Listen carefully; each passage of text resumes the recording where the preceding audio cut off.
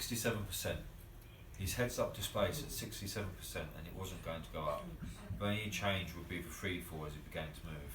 You ready for this, Sean? Janelle said. No, you? She shook her head. Not even close, 71%. That's 4% more juice than unpacking. Considering we've had 3 days of rain, I think we're better off than we could have been. Oh, and don't forget the firefights and bombardment by high explosive shells, cluster bombs, incendiary, Sean added. We can't forget that. Shit, Cole said. She was hitting a frame around her leg with a club hammer. She flexed it and it began to move freely.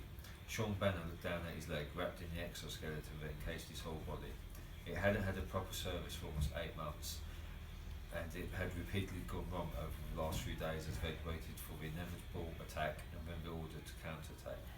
Almost 300 years after the Great War, they had reverted to the same old suicidal strategy. One group of troops dug in 100 yards away from the enemy's trench. One side would go first, then the other. Death would have a busy day. 66%. The drone footage being transmitted to his heads-up display showed the objective. A nuclear power plant, the last one in Europe, maybe even the world. It was enough to power 80% of the survivors, but what was left of the European government didn't want to share with the British. The last warheads in Europe caught in the crossfire of biological, chemical and nuclear onslaught. Now everyone was rushing to grab what was left of the resources after the war had let it dry, and the politicians were sending troops to fight each other instead of finding ways for everyone to survive. Sean thought they should use their limited resources to shoot all the politicians, because once they were out of the way, the survivors would just get on with it and share this power plant. Those politicians were secure in bunkers with their own generators and solar cells, while everyone else had to fight for any form of electricity they could.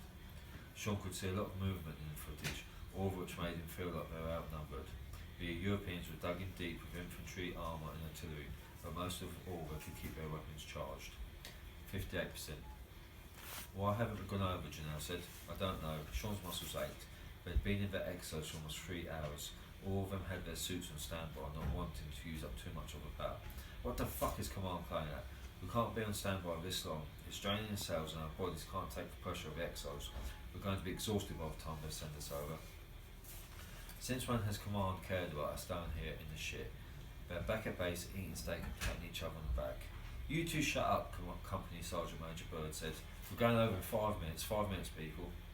50%. Whistles blew and everyone rushed over the edge of the trenches to begin their kamikaze charge for the enemy lines. Sean and Janelle were side by side as they launched themselves into no man's land. Bullets from both sides flew past them, disrupting waters erupted all around them. One caught Bird, his exoskeleton convulsed, breaking both his arms and legs.